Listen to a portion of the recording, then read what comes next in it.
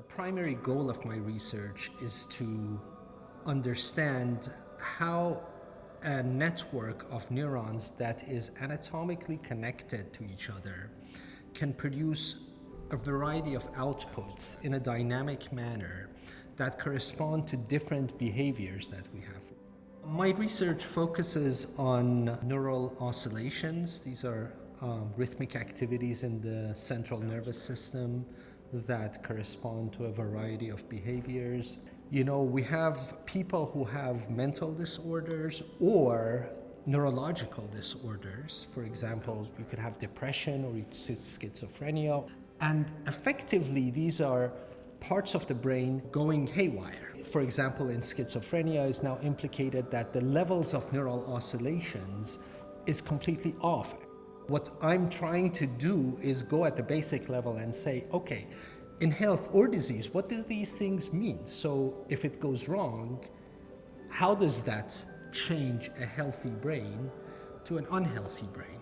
My experimental research has been primarily on invertebrate systems, lobsters and crabs, crustaceans in general. Now you say, well, we're humans, we're not squid. It turns out that how this happens is exactly the same, not just in squid and other invertebrates, but in us. And we hope that these lessons can be applied to the circuits that you see in the brain, because the connections effectively are very similar between the systems. I've become very interested in the topic of neuromodulation, which is how different chemicals released within the nervous system modify the properties of that network of neurons to change its output from one thing to another. That's what we're trying to understand, how these different pathways that are going within the nervous system that are activated by different drugs and different neuromodulators interact with each other. So the traditional pharmaceutical approach to discovering drugs is basically try things and see what works. If you don't know those interactions, you may be doing more harm than good.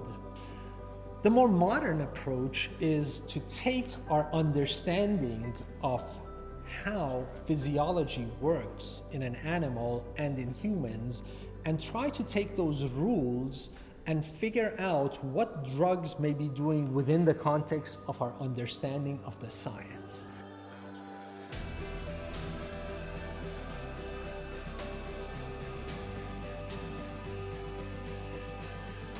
So it's a much more rigorous approach, and that's what biotechnology is. Effectively, it's using science to develop cures, to develop drugs, to develop instruments that can be helpful when things go wrong.